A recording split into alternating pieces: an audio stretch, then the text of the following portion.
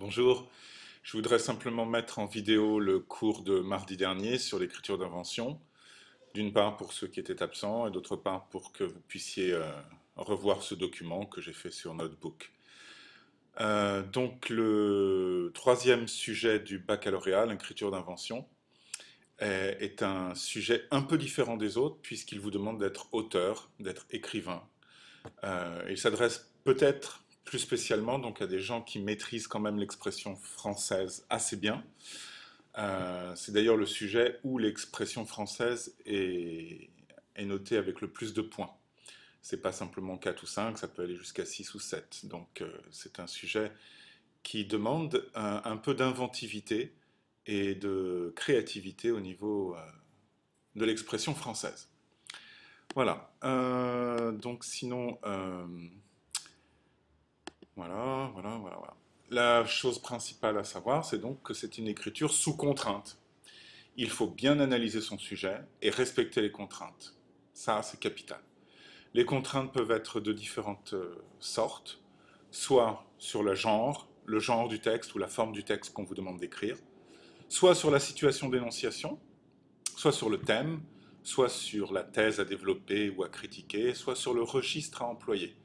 Et souvent, il y a des contraintes sur toutes ces notions ensemble. Voilà. Donc maintenant, on va prendre chaque catégorie l'une après l'autre, et puis vous allez un petit peu noter, si ce n'est déjà fait, les différentes catégories. On peut vous imposer donc d'écrire une lettre, un article de presse, un dialogue, un discours, un monologue délibératif, un dialogue argumentatif, ou alors un dialogue de théâtre, un essai, un plaidoyer, un pamphlet, une lettre ouverte, une préface, toutes les lettres n'étant pas des essais, une lettre intime n'étant pas un essai. Bon, si ces termes vous posent problème, on les définira au cours de l'année. Il faut qu'à la fin de la première, vous ayez une parfaite définition de ce que ces types de textes signifient. Voilà.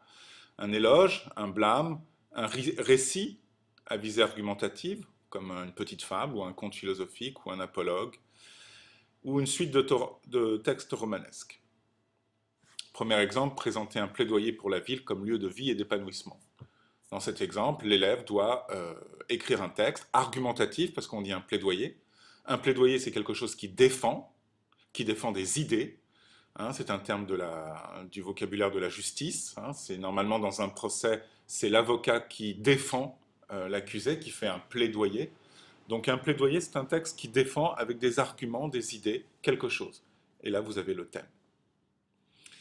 On peut avoir, par rapport à un des textes qui serait du corpus des faux monnayeurs, on vous demande de faire une lettre de Bernard à sa famille pour expliquer son retour. Bon. Dans ces cas-là, vous devez écrire en étant Bernard, donc ça c'est la situation d'énonciation, on va le voir dans un instant, mais vous devez écrire une lettre. Et cette lettre, elle a peut-être moins un aspect argumentatif qu'un aspect intime et personnel d'un fils à son père ou son père adoptif, bon, etc. Donc vous pouvez regarder ça. Retour aux contraintes, la situation d'énonciation, c'est qui compose ce texte que vous devez écrire et à qui vous l'adressez ce texte que vous devez écrire. Ça peut aussi être dans quelles circonstances vous écrivez ce texte. Ça peut être aussi un lieu particulier ou une époque particulière. Si on vous demande d'imaginer le dialogue entre un directeur de revue de poésie qui refuse de publier le Harensort et Charles Cros, l'auteur, qui défend les qualités poétiques de son texte et sa conception de la poésie, vous devez donc rédiger un dialogue en inventant les paroles du directeur et de l'auteur Charles Cros. Donc, vous êtes précisément quelqu'un de précis qui s'adresse à quelqu'un de précis. Et vous avez aussi un sujet. Vous pouvez, avoir des contraintes sur les thèses que votre écriture d'invention doit défendre ou critiquer. Avec le même sujet, on peut donc énumérer maintenant toutes les... on n'a pas fait le registre. Bon, on va faire le registre après, mais avec ce sujet, imaginez un dialogue hein, entre un directeur de revue et Charles Cros. Vous avez plusieurs contraintes. Vous avez le genre, un dialogue argumentatif, puisqu'il faut là défendre chacun son point de vue. Vous avez une situation d'énonciation.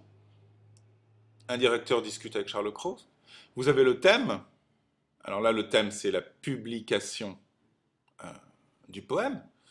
Et vous devez évidemment soutenir une thèse. Charles Cros défend le caractère poétique de son œuvre. Le directeur, lui, conteste le caractère poétique de l'œuvre. Bon. Donc vous avez quelque chose de très précis. Alors on va revenir au registre avant. Vous pouvez avoir une contrainte sur le registre.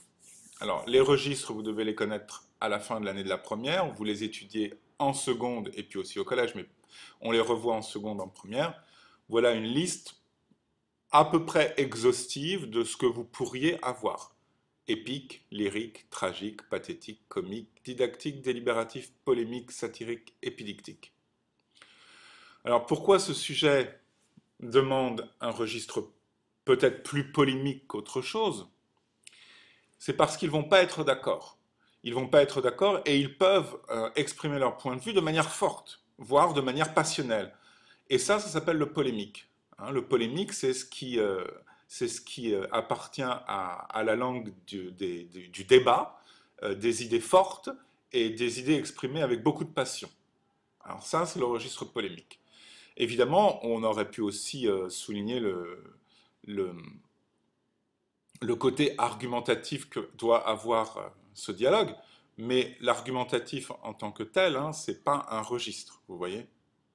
Donc, lorsqu'on revient au